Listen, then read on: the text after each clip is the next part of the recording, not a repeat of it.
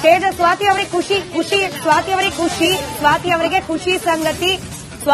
ಖುಷಿ ಸಂಗತಿ ತೇಜಸ್ವಿ ಯಾದವ್ ಅವರು ಮುನ್ನಡೆಯನ್ನ ಕಾಯ್ದುಕೊಂಡಿದ್ದಾರೆ ಅಂತ ಹೇಳಿ ಆರಂಭಿಕ ಹಂತದಲ್ಲಿ ರಾಘೋಪುರದಲ್ಲಿ ಮುನ್ನಡೆಯನ್ನ ಕಾಯ್ದುಕೊಂಡಿದ್ದಾರೆ.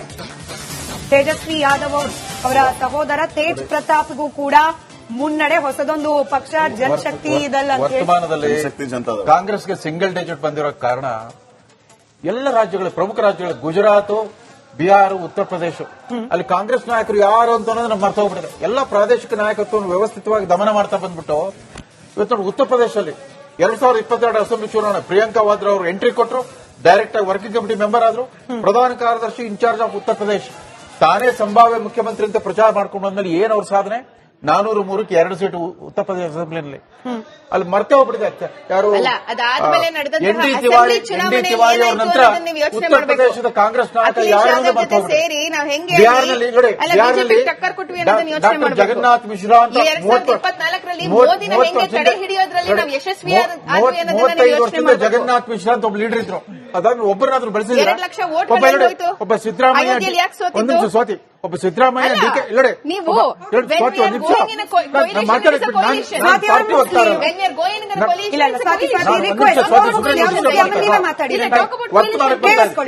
ಒಬ್ಬ ಸಿದ್ದರಾಮಯ್ಯ, ಡಿಕೆ ಶಿವಕುಮಾರ್ ತರ ಬೇರೆ ಮಟ್ಟದ ನಾಯಕರು ಬೇರೆ ಬೇರೆ ರಾಜ್ಯಗಳಲ್ಲಿದ್ರೆ ಗೆಲ್ಲಿಸ್ತಾ ಇದ್ರು. ನೋಡಿ ಕೇರಳದಲ್ಲಿ ಅಲ್ಲಿ ಕರಿಷ್ಮ್ಯಾಟಿಕ್ ಲೀಡರ್ಸ್ ಇಲ್ಲ, ಬಟ್ ಲೋಕಲ್ ಲೀಡರ್ಸ್ ಎಲ್ಲ ಬಹಳ ಸ್ಟ್ರಾಂಗ್ ಇದ್ದಾರೆ, ಬೇರೆ ಮಟ್ಟದ ಲೀಡರ್ಗಳೇ ಬಹಳ ಸ್ಟ್ರಾಂಗ್ ಇದ್ದಾರೆ. ಅವ್ರ ಅಸೆಂಬ್ಲಿಯಲ್ಲಿ ಸೋತರು ಕೂಡ ಲೋಕಸಭಾ ಚುನಾವಣೆ ಮತ್ತೆ 19 ಸೀಟ್ ಬಂತು ಕೇರಳದಲ್ಲಿ ಕಾಂಗ್ರೆಸ್ಗೆ. ಆ ತರದ ಗಟ್ಟಿ ನಾಯಕತ್ವ ಗುಜರಾತ್, ಉತ್ತರ ಪ್ರದೇಶ, ಬಿಹಾರ ಇಂಥ ಮಹತ್ವದ ರಾಜ್ಯಗಳಲ್ಲಿ ಮರ್ತೇ ಬಿಟ್ರು ಕಾಂಗ್ರೆಸ್. ಮಹಾರಾಷ್ಟ್ರದಲ್ಲಿ ಶರದ್ ಪವಾರ್ ಲೋಕಲ್ ಗಾರ್ಡಿಯನ್, ಅಲ್ಲಿ ಕಾಂಗ್ರೆಸ್ ಒಬ್ಬ ಸರ್ವೋಚ್ಚ ನಾಯಕನು ನಮ್ಮ ಖರ್ಗೆ ಅವರ ತರ, ಡಿಕೆ ಶಿವಕುಮಾರ್, ಸಿದ್ದರಾಮಯ್ಯ ತರ ಯಾರು ಉಳ್ಕೊಂಡ ಇಲ್ಲ. ಈಗ ಅವರೇ ಲೋಕಲ್ ಗಾರ್ಡಿಯನ್ ಎನ್ಸಿಪಿ ಕಾಂಗ್ರೆಸ್ ನೋಡ್ಕೊಳ್ಳಿ. ಇವಾಗ ಅಶೋಕ್ ಗೌಡ್ರಿಗೆ ಖುಷಿ ವಿಚಾರ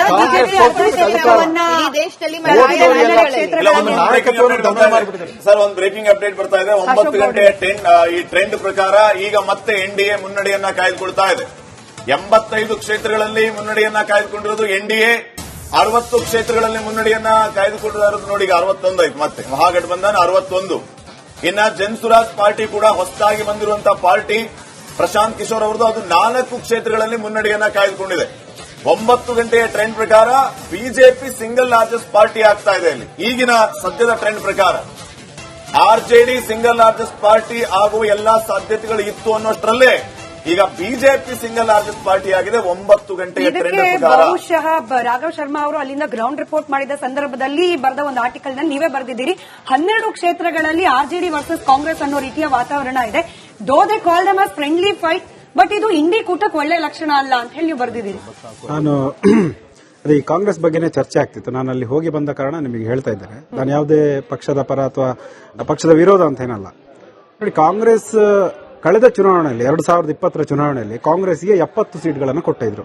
ಅವರ ಪರ್ಫಾರ್ಮೆನ್ಸ್ ಏನಾಯ್ತು? ಕೇವಲ 19 ಸೀಟಲ್ಲಿ ಅವ್ರು ಗೆದ್ದಿದ್ದು. ಇವರು ಸಿಂಗಲ್ ಲಾರ್ಜೆಸ್ಟ್ ಪಾರ್ಟಿಯಾಗಿ ತೇಜಸ್ವಿ ಯಾದವ್ ಅವರ ಲೀಡರ್ಶಿಪ್ ಅಲ್ಲಿ ಆರ್ಜೆಡಿ ಬಂದಿತ್ತು. ಬಟ್ ಆರ್ಜೆಡಿ ಅಧಿಕಾರಕ್ಕೆ ಏರದಿರಲು ಕಾರಣ ಕಾಂಗ್ರೆಸ್ನ ಹೀನಾಯ ನಿರ್ವಹಣೆ ಕಾರಣ ಆಯಿತು. ಈ ಬಾರಿ ಕೂಡ 61 ಸೀಟ್ಗಳನ್ನ ಕಾಂಗ್ರೆಸ್ಗೆ ಕೊಡಲಾಗಿದೆ. ಅದಕ್ಕಿಂತ ಕಡಿಮೆ ಕೊಡಬೇಕು ಅಂತ ಹೇಳುವಂತದ್ದು ಆರ್ಗ್ಯುಮೆಂಟ್ ಇದ್ದದ್ದು ಆರ್ಜೆಡಿ. ಯಾಕೆಂತ ಹೇಳಿದ್ರೆ ನಮಗೆ ಕಾಂಗ್ರೆಸ್ ಬ್ಯಾಗೇಜ್ ಆಗ್ತಾ ಇದೆ. ಆಕ್ಚುಲಿ ಬಿಗಿನಿಂಗ್ ಅಲ್ಲಿ ಆರ್ಜೆಡಿ ತೇಜಸ್ವಿ ಯಾದವ್ಗೆ ಕಾಂಗ್ರೆಸ್ ಜೊತೆ ಮೈತ್ರಿ ಮಾಡ್ಕೊಳ್ಳಿಕ್ಕೆ ಇಷ್ಟ ಇರಲಿಲ್ಲ. ರಾಹುಲ್ ಗಾಂಧಿ ತೇಜಸ್ವಿ ಯಾದವ್ನ ಲೀಡರ್ ಅಂತ ಒಪ್ಕೊಳ್ತಾನೆ ಇಲ್ಲ. ಮತ್ತೆ ತೇಜಸ್ವಿ ಯಾದವ್ನ ಮುಖ್ಯಮಂತ್ರಿ ಅಭ್ಯರ್ಥಿಯಾಗಿ ಘೋಷಣೆ ಮಾಡ್ಲಿಕ್ಕೆ ಕಾಂಗ್ರೆಸ್ನವರು ತುಂಬಾ ಹಿಂದೇಟ್ ಹಾಕಿದ್ರು. Last moment Lalu Prasad Yadav pressure ಹಾಕಿದ ಕಾರಣದಿಂದಾಗಿ ಕಾಂಗ್ರೆಸ್ನ ಅಶೋಕ್ ಗೆಹ್ಲೋಟ್ ಅವರು ಪಟ್ನಾದಲ್ಲಿ ಅನೌನ್ಸ್ ಮಾಡಿದ್ರು ಅವರು ಸಿಎಂ ಕ್ಯಾಂಡಿಡೇಟ್ ಆಗಿರ್ತಾರೆ. ಮತ್ತೆ ಸಹಾನಿ ಮಲ್ಹಾ ಕಮ್ಯುನಿಟಿಯ ಮುಖೇಶ್ ಸಹಾನಿ ಡಿಸಿಎಂ ಕ್ಯಾಂಡಿಡೇಟ್ ಆಗ್ತಾರೆ ಅಂತ ಹೇಳಿ, ಅದ್ರ ಜೊತೆಗೆ ಒಬ್ರು ಮುಸ್ಲಿಂ ಅನ್ನು ಕೂಡ ನಾವು ಡಿಸಿಎಂ ಮಾಡ್ತೇವೆ ಅಂತ ಹೇಳಿದ್ರೆ ಅದ್ರ ಘೋಷಣೆ ಮಾಡಿಲ್ಲ. ಸೊ ಹೀಗಾಗಿ ಇನ್ನೊಂದು ವಿಷಯ ಏನಂತ ಹೇಳಿದ್ರೆ ರಾಹುಲ್ ಗಾಂಧಿ, ನಾನು ಹೇಳ್ತೇನೆ ರಾಹುಲ್ ಗಾಂಧಿ ಬೇರೆ ವಿಚಾರಗಳನ್ನು ಹೇಳ್ತೇನೆ. ರಾಹುಲ್ ಗಾಂಧಿ ಪ್ರಚಾರದ ಯಾವ ವೇದಿಕೆಯಲ್ಲೂ ಕೂಡ ನಿಮಗೆ ಯುವ ನಾಯಕ ಒಬ್ಬ ಮುಖ್ಯಮಂತ್ರಿ ಆಗ್ತಾ ಇದ್ದಾನೆ, ತೇಜಸ್ವಿ ಯಾದವ್ ಬಿಹಾರನ್ನ ಬೆಳಗಿಸ್ತಾನೆ, ಬಿಹಾರದ ಅಭಿವೃದ್ಧಿಗೆ ತೇಜಸ್ವಿ ನಾಂದಿ ಹಾಡ್ತಾರೆ ಅನ್ನೋ ಒಂದು ಮಾತನ್ನು ಯಾಕೆ ಒಂದು ನಿಮಿಷ ಜಂಟಿಯಾಗಿ ಎಷ್ಟು ಪ್ರಚಾರ ಮಾಡಿದ್ದಾರೆ? ನಿಮಗೆ ಎನ್ಡಿಎ ಮೈತ್ರಿಕೂಟವನ್ನು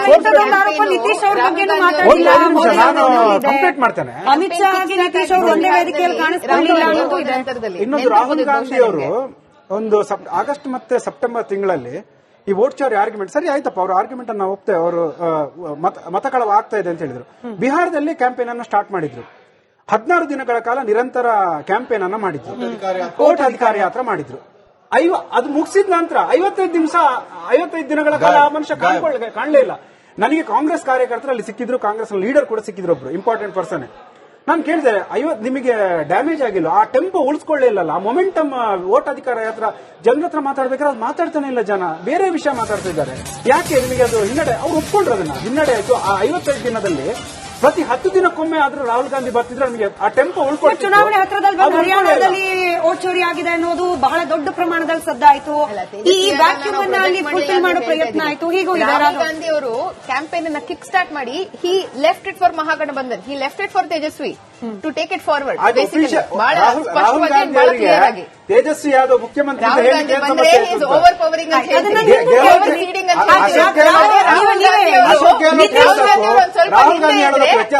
ಬರ್ಲಿಲ್ಲ ಅಂತ ಅಶೋಕ್ ಗೆಹ್ಲೋಟ್ ರಾಹುಲ್ ಗಾಂಧಿ ಹೇಳೋದಕ್ಕೆ ವ್ಯತ್ಯಾಸ ಇಲ್ಲ. ನಿತೀಶ್ ಅವರು ಮುಖ್ಯಮಂತ್ರಿ ಆಗ್ತಾರೆ ಅನ್ನೋದನ್ನ ಎಷ್ಟು ಗಟ್ಟಿ ಧ್ವನಿಯಲ್ಲಿ ರ್ಯಾಲಿ ಸಂದರ್ಭದಲ್ಲಿ ಮೋದಿ ಅವರಾಗ್ಲಿ ಅಮಿತ್ ಶಾ ಅವರಾಗ್ಲಿ ಹೇಳಿದ್ರು, ಅದನ್ನು ಇಲ್ಲ. ಮೋದಿ ಮತ್ತೆ ಅಮಿತ್ ಶಾ ಕೂಡ ಹಿಂದೆ ಹಾಕಿದ್ದಾರೆ ಹೇಳಲಿಕ್ಕೆ. ಅದನ್ನು ಹೇಳಬೇಕು. ಅಮಿತ್ ಶಾ ಅವರು ಒಂದು ನ್ಯಾಷನಲ್ ಮೀಡಿಯಾದ ಇಂಟರ್ವ್ಯೂನಲ್ಲಿ ಸೆಂಟ್ರಲ್ ಅವ್ರ ಸರ್ಕಾರ ಉಳಿಸ್ಕೋಬೇಕು ಅನ್ನೋದು ಅನಿಸ್ತು. ಅವತ್ತಿನ ದಿನ ಅವರು ಹೊರಗಡೆ ಬಂದ್ರೆ ಹೊರತು ಅಲ್ಲಿ ತನಕ ಅವರು ಈಗ ನ್ಯಾಷನಲ್ ಒಂದು ಖಾಸಗಿ ಹಿಂದಿ ಚಾನೆಲ್ ನಲ್ಲಿ ಅಮಿತ್ ಶಾ ಅವರು ಇಂಟರ್ವ್ಯೂ ಕೊಡ್ತಾ ಹೇಳಿದ್ರು, ನಿತೀಶ್ ಕುಮಾರ್ ಅವರು ಈಗ ನಾಯಕರಾಗಿದ್ದಾರೆ, ಆದ್ರೆ ಚುನಾವಣೆ ಗೆದ್ದ ನಂತರ ಯಾರು ಮುಖ್ಯಮಂತ್ರಿ ಆಗ್ತಾರೋ ಅನ್ನೋದನ್ನ ಡಿಸೈಡ್ ಮಾಡೋದು ಶಾಸಕಾಂಗ ಸಭೆಯಲ್ಲಿ ಡಿಸೈಡ್ ಆಗುತ್ತೆ ಅಂತ ಹೇಳಿದ್ರು. ಅಂದ್ರೆ ನಿತೀಶ್ ಕುಮಾರ್ ಮುಖ್ಯಮಂತ್ರಿ ಅಲ್ವಾ ಅನ್ನೋ ಒಂದು ಚರ್ಚೆ ಜೋರಾಯ್ತು.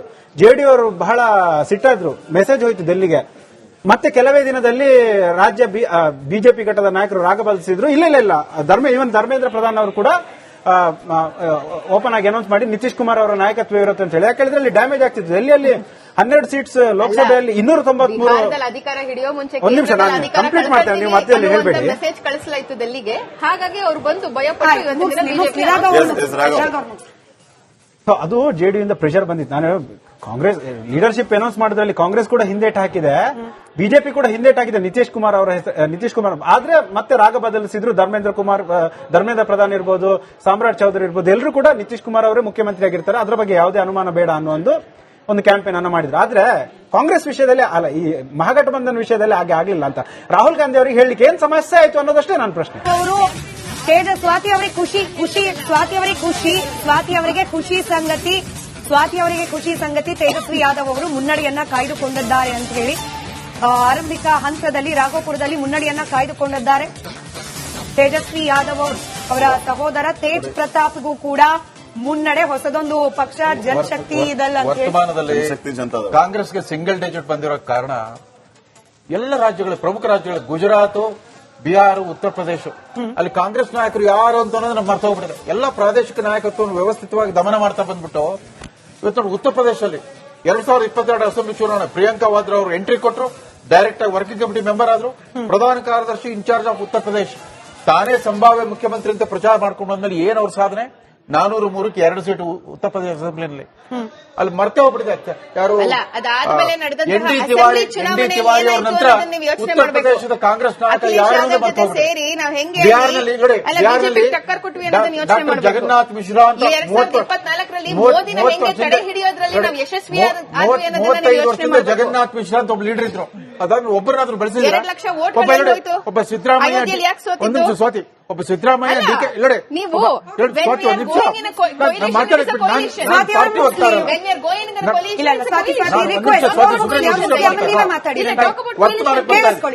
ಒಬ್ಬ ಸಿದ್ದರಾಮಯ್ಯ, ಡಿಕೆ ಶಿವಕುಮಾರ್ ತರ ಬೇರೆ ಮಟ್ಟದ ನಾಯಕರು ಬೇರೆ ಬೇರೆ ರಾಜ್ಯಗಳಲ್ಲಿದ್ರೆ ಗೆಲ್ಲಿಸ್ತಾ ಇದ್ರು.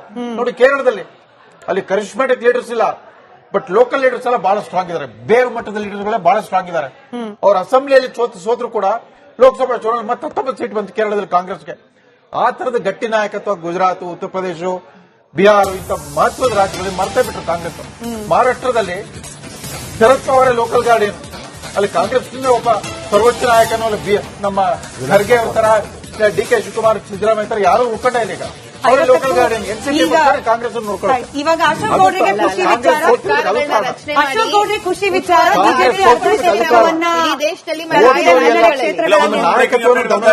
ಸರ್, ಒಂದು ಬ್ರೇಕಿಂಗ್ ಅಪ್ಡೇಟ್ ಬರ್ತಾ ಇದೆ. 9:10 ಈ ಟ್ರೆಂಡ್ ಪ್ರಕಾರ ಈಗ ಮತ್ತೆ ಎನ್ಡಿಎ ಮುನ್ನಡೆಯನ್ನ ಕಾಯ್ದುಕೊಳ್ತಾ ಇದೆ. 85 ಕ್ಷೇತ್ರಗಳಲ್ಲಿ ಮುನ್ನಡೆಯನ್ನ ಕಾಯ್ದುಕೊಂಡಿರೋದು ಎನ್ಡಿಎ. 60 ಕ್ಷೇತ್ರಗಳಲ್ಲಿ ಮುನ್ನಡೆಯನ್ನ ಕಾಯ್ದುಕೊಂಡಿರೋದು ನೋಡಿ. ಈಗ 61 ಆಯ್ತು, ಮತ್ತೆ ಮಹಾಗಠಬಂಧನ್ 61. ಇನ್ನ ಜನ್ಸುರಾಜ್ ಪಾರ್ಟಿ ಕೂಡ ಹೊಸದಾಗಿ ಬಂದಿರುವಂತಹ ಪಾರ್ಟಿ ಪ್ರಶಾಂತ್ ಕಿಶೋರ್ ಅವರದು, ಅದು 4 ಕ್ಷೇತ್ರಗಳಲ್ಲಿ ಮುನ್ನಡೆಯನ್ನ ಕಾಯ್ದುಕೊಂಡಿದೆ. 9 ಗಂಟೆಯ ಟ್ರೆಂಡ್ ಪ್ರಕಾರ ಬಿಜೆಪಿ ಸಿಂಗಲ್ ಲಾರ್ಜೆಸ್ಟ್ ಪಾರ್ಟಿ ಆಗ್ತಾ ಇದೆ. ಇಲ್ಲಿ ಈಗಿನ ಸದ್ಯದ ಟ್ರೆಂಡ್ ಪ್ರಕಾರ ಆರ್ಜೆಡಿ ಸಿಂಗಲ್ ಲಾರ್ಜೆಸ್ಟ್ ಪಾರ್ಟಿ ಆಗುವ ಎಲ್ಲಾ ಸಾಧ್ಯತೆಗಳು ಇತ್ತು ಅನ್ನೋಷ್ಟರಲ್ಲೇ ಈಗ ಬಿಜೆಪಿ ಸಿಂಗಲ್ ಲಾರ್ಜೆಸ್ಟ್ ಪಾರ್ಟಿ ಆಗಿದೆ. 9 ಗಂಟೆಯ ಟ್ರೆಂಡ್ ಇದಕ್ಕೆ ಪ್ರಕಾರ ಬಹುಶಃ ರಾಘವ್ ಶರ್ಮಾ ಅವರು ಅಲ್ಲಿಂದ ಗ್ರೌಂಡ್ ರಿಪೋರ್ಟ್ ಮಾಡಿದ ಸಂದರ್ಭದಲ್ಲಿ ಬರೆದ ಒಂದು ಆರ್ಟಿಕಲ್ ನಲ್ಲಿ ನೀವೇ ಬರೆದಿದ್ದೀರಿ, 12 ಕ್ಷೇತ್ರಗಳಲ್ಲಿ ಆರ್ಜೆಡಿ ವರ್ಸಸ್ ಕಾಂಗ್ರೆಸ್ ಅನ್ನೋ ರೀತಿಯ ವಾತಾವರಣ ಇದೆ. Though they call them as friendly fight, but ಇದು ಇಂಡಿ ಕೂಟಕ್ಕೆ ಒಳ್ಳೆ ಲಕ್ಷಣ ಅಲ್ಲ ಅಂತ ಹೇಳಿ ನೀವು ಬರೆದಿದ್ದೀರಿ. ನಾನು ಅದೇ ಈ ಕಾಂಗ್ರೆಸ್ ಬಗ್ಗೆನೇ ಚರ್ಚೆ ಆಗ್ತಿತ್ತು. ನಾನು ಅಲ್ಲಿ ಹೋಗಿ ಬಂದ ಕಾರಣ ನಿಮಗೆ ಹೇಳ್ತಾ ಇದ್ದಾರೆ. ನಾನು ಯಾವುದೇ ಪಕ್ಷದ ಪರ ಅಥವಾ ಪಕ್ಷದ ವಿರೋಧ ಅಂತ ಏನಲ್ಲ. ನೋಡಿ, ಕಾಂಗ್ರೆಸ್ ಕಳೆದ ಚುನಾವಣೆಯಲ್ಲಿ 2020 ಚುನಾವಣೆಯಲ್ಲಿ ಕಾಂಗ್ರೆಸ್ಗೆ 70 ಸೀಟ್ಗಳನ್ನು ಕೊಟ್ಟಿದ್ರು. ಅವರ ಪರ್ಫಾರ್ಮೆನ್ಸ್ ಏನಾಯ್ತು? ಕೇವಲ 19 ಸೀಟಲ್ಲಿ ಅವ್ರು ಗೆದ್ದಿದ್ದು. ಇವರು ಸಿಂಗಲ್ ಲಾರ್ಜೆಸ್ಟ್ ಪಾರ್ಟಿಯಾಗಿ ತೇಜಸ್ವಿ ಯಾದವ್ ಅವರ ಲೀಡರ್ಶಿಪ್ ಅಲ್ಲಿ ಆರ್ಜೆಡಿ ಬಂದಿತ್ತು. ಬಟ್ ಆರ್ಜೆಡಿ ಅಧಿಕಾರಕ್ಕೆ ಏರದಿರಲು ಕಾರಣ ಕಾಂಗ್ರೆಸ್ನ ಹೀನಾಯ ನಿರ್ವಹಣೆ ಕಾರಣ ಆಯಿತು. ಈ ಬಾರಿ ಕೂಡ 61 ಸೀಟ್ಗಳನ್ನ ಕಾಂಗ್ರೆಸ್ಗೆ ಕೊಡಲಾಗಿದೆ. ಅದಕ್ಕಿಂತ ಕಡಿಮೆ ಕೊಡಬೇಕು ಅಂತ ಹೇಳುವಂತದ್ದು ಆರ್ಗ್ಯುಮೆಂಟ್ ಇದ್ದದ್ದು ಆರ್ಜೆಡಿ. ಯಾಕೆಂತ ಹೇಳಿದ್ರೆ ನಮಗೆ ಕಾಂಗ್ರೆಸ್ ಬ್ಯಾಗೇಜ್ ಆಗ್ತಾ ಇದೆ. ಆಕ್ಚುಲಿ ಬಿಗಿನಿಂಗ್ ಅಲ್ಲಿ ಆರ್ಜೆಡಿ ತೇಜಸ್ವಿ ಯಾದವ್ಗೆ ಕಾಂಗ್ರೆಸ್ ಜೊತೆ ಮೈತ್ರಿ ಮಾಡ್ಕೊಳ್ಳಿಕ್ಕೆ ಇಷ್ಟ ಇರಲಿಲ್ಲ. ರಾಹುಲ್ ಗಾಂಧಿ ತೇಜಸ್ವಿ ಯಾದವ್ನ ಲೀಡರ್ ಅಂತ ಒಪ್ಕೊಳ್ತಾನೆ ಇಲ್ಲ. ಮತ್ತೆ ತೇಜಸ್ವಿ ಯಾದವ್ನ ಮುಖ್ಯಮಂತ್ರಿ ಅಭ್ಯರ್ಥಿಯಾಗಿ ಘೋಷಣೆ ಮಾಡ್ಲಿಕ್ಕೆ ಕಾಂಗ್ರೆಸ್ನವರು ತುಂಬಾ ಹಿಂದೇಟ್ ಹಾಕಿದ್ರು.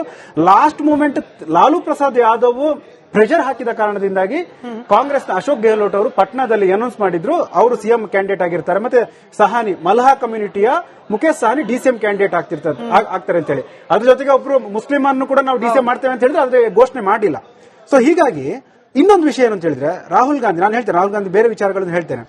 ರಾಹುಲ್ ಗಾಂಧಿ ಪ್ರಚಾರದ ಯಾವ ವೇದಿಕೆಯಲ್ಲೂ ಕೂಡ ನಿಮಗೆ ಯುವ ನಾಯಕ ಒಬ್ಬ ಮುಖ್ಯಮಂತ್ರಿ ಆಗ್ತಾ ಇದ್ದಾನೆ, ತೇಜಸ್ವಿ ಯಾದವ್ ಬಿಹಾರನ್ನ ಬೆಳಗಿಸ್ತಾನೆ, ಬಿಹಾರದ ಅಭಿವೃದ್ಧಿಗೆ ತೇಜಸ್ವಿ ನಾಂದಿ ಹಾಡ್ತಾರೆ ಅನ್ನೋ ಒಂದು ಮಾತನ್ನು ಯಾಕೆ ಒಂದು ನಿಮಿಷ ಜಂಟಿಯಾಗಿ ಎಷ್ಟು ಪ್ರಚಾರ ಮಾಡಿದ್ದಾರೆ? ನಿಮಗೆ ಎನ್ಡಿಎ ಮೈತ್ರಿಕೂಟವನ್ನು ಕಂಪ್ಲೀಟ್ ಮಾಡ್ತಾನೆ. ಇನ್ನೊಂದು, ರಾಹುಲ್ ಗಾಂಧಿ ಅವರು ಒಂದು ಆಗಸ್ಟ್ ಮತ್ತೆ ಸೆಪ್ಟೆಂಬರ್ ತಿಂಗಳಲ್ಲಿ ಈ ವೋಟ್ ಚೋರಿ ಆರ್ಗ್ಯುಮೆಂಟ್ ಸರಿ ಆಯ್ತಪ್ಪ, ಅವ್ರ ಆರ್ಗ್ಯುಮೆಂಟ್ ಅನ್ನು ನಾವು ಒಪ್ತೇವೆ, ಅವರು ಮತಕಳವು ಆಗ್ತಾ ಇದೆ ಅಂತ ಹೇಳಿದ್ರು. ಬಿಹಾರದಲ್ಲಿ ಕ್ಯಾಂಪೇನ್ ಅನ್ನು ಸ್ಟಾರ್ಟ್ ಮಾಡಿದ್ರು. 16 ದಿನಗಳ ಕಾಲ ನಿರಂತರ ಕ್ಯಾಂಪೇನ್ ಅನ್ನ ಮಾಡಿದ್ರು, ವೋಟ್ ಅಧಿಕಾರಿ ಯಾತ್ರೆ ಮಾಡಿದ್ರು. ಅದು ಮುಗಿಸಿದ ನಂತರ 55 ದಿನಗಳ ಕಾಲ ಆ ಮನುಷ್ಯ ಕಾಣಲೇ ಇಲ್ಲ. ನನಗೆ ಕಾಂಗ್ರೆಸ್ ಕಾರ್ಯಕರ್ತರು ಅಲ್ಲಿ ಸಿಕ್ಕಿದ್ರು, ಕಾಂಗ್ರೆಸ್ ಲೀಡರ್ ಕೂಡ ಸಿಕ್ಕಿದ್ರು, ಒಬ್ರು ಇಂಪಾರ್ಟೆಂಟ್ ಪರ್ಸನ್. ನಾನು ಕೇಳಿದೆ, ನಿಮಗೆ ಡ್ಯಾಮೇಜ್ ಆಗಿಲ್ಲ, ಆ ಟೆಂಪೋ ಉಳಿಸ್ಕೊಳ್ಳೇ ಇಲ್ಲ, ಆ ಮೊಮೆಂಟಮ್ ವೋಟ್ ಅಧಿಕಾರ ಯಾತ್ರ ಜನರ ಹತ್ರ ಮಾತಾಡ್ಬೇಕಾದ್ರೆ ಅದು ಮಾತಾಡ್ತಾನೆ ಇಲ್ಲ, ಜನ ಬೇರೆ ವಿಷಯ ಮಾತಾಡ್ತಾ ಇದ್ದಾರೆ. ಯಾಕೆ ನಿಮಗೆ ಅದು ಹಿನ್ನಡೆ? ಅವ್ರು ಒಪ್ಕೊಂಡ್ರು, ಅದನ್ನ ಹಿನ್ನಡೆ ಆಯ್ತು. ಆ 55 ದಿನದಲ್ಲಿ ಪ್ರತಿ 10 ದಿನಕ್ಕೊಮ್ಮೆ ಆದ್ರೂ ರಾಹುಲ್ ಗಾಂಧಿ ಬರ್ತಿದ್ರೆ ನಮಗೆ ಆ ಟೆಂಪೋ ಉಳ್ಕೊಂಡು. ಚುನಾವಣೆ ಹತ್ರದಲ್ಲಿ ಹರಿಯಾಣದಲ್ಲಿ ವೋಟ್ ಚೋರಿ ಆಗಿದೆ ಅನ್ನೋದು ಬಹಳ ದೊಡ್ಡ ಪ್ರಮಾಣದಲ್ಲಿ ಸದ್ದಾಯ್ತು. ಈ ವ್ಯಾಕ್ಯೂಮ್ ಅನ್ನ ಅಲ್ಲಿ ಫುಲ್ಫಿಲ್ ಮಾಡೋ ಪ್ರಯತ್ನ ಆಯ್ತು. ಹೀಗೂ ರಾಹುಲ್ ಗಾಂಧಿ ಅವರು ಕ್ಯಾಂಪೇನ್ ಅನ್ನ ಕಿಕ್ ಸ್ಟಾರ್ಟ್ ಮಾಡಿ he left it for Mahagathbandhan, he left it for Tejashwi to take it forward. Rahul Gandhi ಅವರಿಗೆ ತೇಜಸ್ವಿ ಯಾದವ್ ಮುಖ್ಯಮಂತ್ರಿ ಓವರ್ ಪವರಿಂಗ್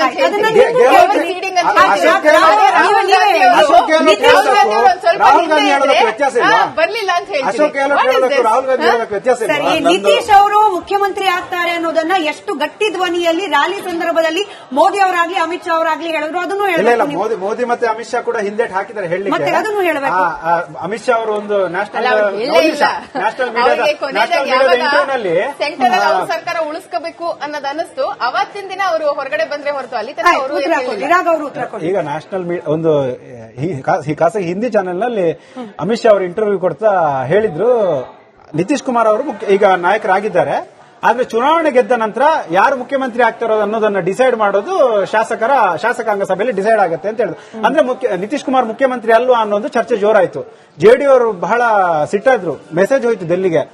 ಮತ್ತೆ ಕೆಲವೇ ದಿನದಲ್ಲಿ ರಾಜ್ಯ ಬಿಜೆಪಿ ಘಟಕದ ನಾಯಕರು ರಾಗಬಲಿಸಿದ್ರು. ಇಲ್ಲ ಧರ್ಮೇಂದ್ರ ಪ್ರಧಾನ್ ಅವರು ಕೂಡ ಓಪನ್ ಆಗಿ ಅನೌನ್ಸ್ ಮಾಡಿ ನಿತೀಶ್ ಕುಮಾರ್ ಅವರ ನಾಯಕತ್ವ ಇರುತ್ತೆ ಅಂತ ಹೇಳಿ. ಯಾಕಂದ್ರೆ ಅಲ್ಲಿ ಡ್ಯಾಮೇಜ್ ಆಗ್ತಿತ್ತು. ಡೆಲ್ಲಿಯಲ್ಲಿ 12 ಸೀಟ್ಸ್, ಲೋಕಸಭೆಯಲ್ಲಿ 293. ಅಧಿಕಾರ ಹಿಡಿಯೋ ಮುಂಚೆ ಒಂದು ನಿಮಿಷ ನಾನು ಕಂಪ್ಲೀಟ್ ಮಾಡ್ತೇನೆ, ನೀವು ಮತ್ತೆ ಹೇಳ್ಬೇಡಿ. ಮೆಸೇಜ್ ಕಳಿಸಲಾಯಿತು ಡೆಲ್ಲಿಗೆ, ಹಾಗಾಗಿ ಅವರು ಬಂದು ಭಯಪಟ್ಟು